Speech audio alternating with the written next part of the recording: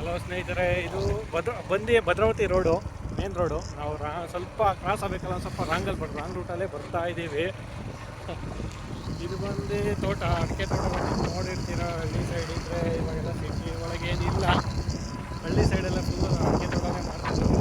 ಎಲ್ಲ ಬೆಳೆದು ಬಿಟ್ಟು ಈಗ ಅಡಿಕೆ ತೋಟ ಸಣ್ಣ ಮಾಡಿದ್ದಾರೆ. ಏನಕ್ಕೆ ಅಂದರೆ ದುಡ್ಡು. ಎಲ್ಲರಿಗೂ ಬೇಕಾಗಿರೋ ದುಡ್ಡೇ ಅಲ್ವಾ ಬದುಕೋಕ್ಕೆ ಅನಿಸುತ್ತೆ ಈಗಿನ ಕಾಲದಲ್ಲಿ. ಇದು ನಮ್ಮ ಡಿಫ್ರೆನ್ಸ್. ಇದು ಬಂದು ಭದ್ರಾ ಚಾನಲ್ಲು. ಇದೋಗಿ ಜಾಯಿಂಟ್ ಆಗಿ ಶಿವಮೊಗ್ಗದಿಂದ ಬರೋ ತುಂಗ, ಕೂಡಲೇ ಹೋಗಿ ಜಾಯಿಂಟ್ ಆಗಿ ತುಂಗಭದ್ರಾ ಆಗುತ್ತೆ. ನಾನು ಹೋಗೋದ್ರೊಳಗೆ ಬೆಂಗಳೂರೊಳಗೆ ಕೂಡಲೇ ಸಹ ತೋರಿಸ್ತೀನಿ. ಎರಡು ನದಿಗಳಾಗಿ ಸೇರಿ ತುಂಗಭದ್ರಾ ಆಗುತ್ತೆ. ಇದು ಬಂದು ನಿಮಗೆ ತುಂಗ.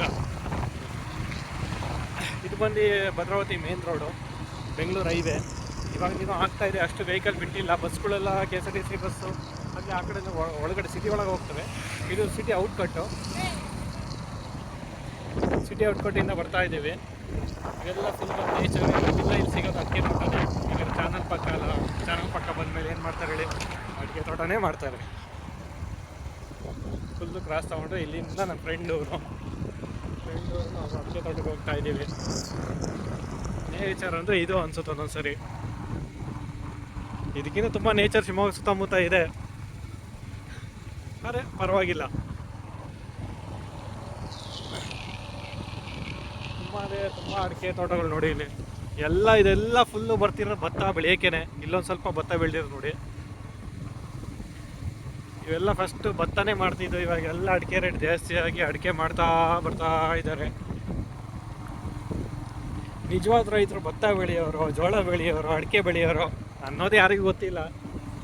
ಆದರೆ ನನ್ನ ಪ್ರಕಾರ ಹೇಳಬೇಕು ಅಂದರೆ, ನಾವು ರೈತರ ಮಕ್ಕಳಾಗಿ ನಿಜ ಹೇಳಬೇಕು ಅಂದರೆ ಭತ್ತ, ರಾಗಿ, ಜೋಳ ಅವರೇ ನಿಜವಾದ ರೈತರ ಮಕ್ಕಳು. ಈ ಅಡಿಕೆ ತೋಟ ಎಲ್ಲ ಇವರು ರೈತರ ಇಲ್ಲ ಅಂತ ಹೇಳಲ್ಲ, ಆದರೆ ಅವರಿಗೂ ಫೈನಾನ್ಷಿಯಲಿ ಇದಾಗಿ ಅಡಿಕೆ ತೋಟ ಮಾಡಲೇಬೇಕು ಅಂತ ಮಾಡ್ತಿದ್ದಾರೆ. ಹೀಗೆ ಮುಂದೆ ಹೋಗ್ತಾ ಇದ್ದರೆ ಬಾರಂದೂರು ಅಂತ ಈ ಊರು.